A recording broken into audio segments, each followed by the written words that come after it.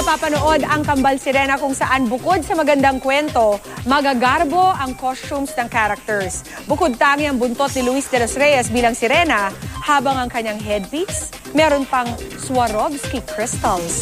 Yan ang chika ni Kata Tibayan.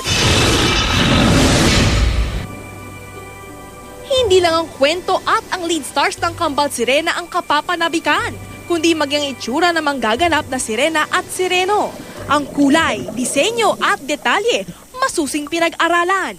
Tulad na lamang ng costume ni Reyna Arowana na ginagampanan ni Angelica de la Cruz.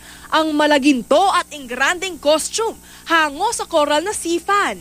Ang corona, puno ng perlas at corals. Magagandang costumes, magagaling pong mga artista at magagandang eksena po.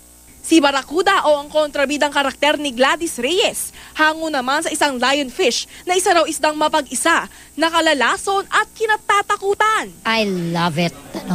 Gustong-gusto ko yung kulay, gustong-gusto ko yung kung paano hinulma yung bawat costume. Pero walang kaparehas ang look ng bidang sirenang si Alona. Ang headpiece ni Alona, dinisenyohan ng Swarovski crystals. Maganda.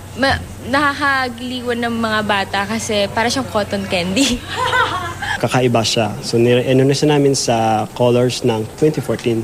Mismong si Marian Rivera daw ang nagpayo kay Luis tungkol sa pagganap niya bilang Sirena. Paano magkaroon ng kumpiyansa sa sarili na kaya nga binigay sa kanya ang Kambal Sirena, ibig sabihin naniniwala ang network sa kanya. Huwag palampasin ang kwento ng Kambal Sirena ngayong gabi na pagkatapos ng 24 oras. Kata Tibayan, updated sa showbiz happenings.